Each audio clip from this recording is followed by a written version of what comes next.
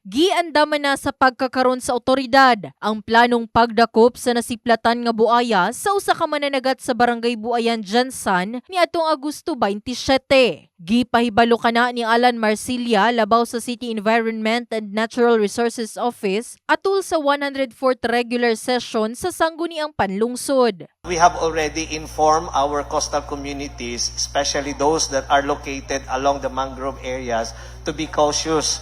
Kasi pati nga kami, pinastop muna namin yung mga mangrove planting sa ngayon dahil we just want to avoid yung human-crocodile conflict. Butyag pa niya nga nag-install matud pa og kamera ang Department of Natural Resources kon DENR sa coastal area asa pwedeng moagi ang buaya. Gipailawom usab sa tulo ka adlaw nga actual training sa crocodile farm sa Davao City ang mga mudakop sa gikaingong buaya. There will be a training for 2 days dito sa Jensan. Prince will be joining the team na mag-actual training doon sa crocodile farm sa Davao para paano huhulihin talaga yung crocodile. So that was the agreement.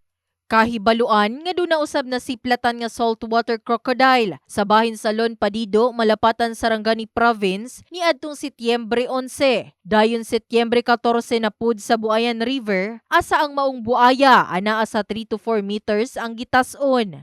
Sigun sa Sanro Jansan, dili angay dunay crocodile habitat dinhi tungod daghang nakapuyo sa mga coastal area. Gani inig human madakpan ang buaya, dalahon kini sa crocodile farm sa Davao City.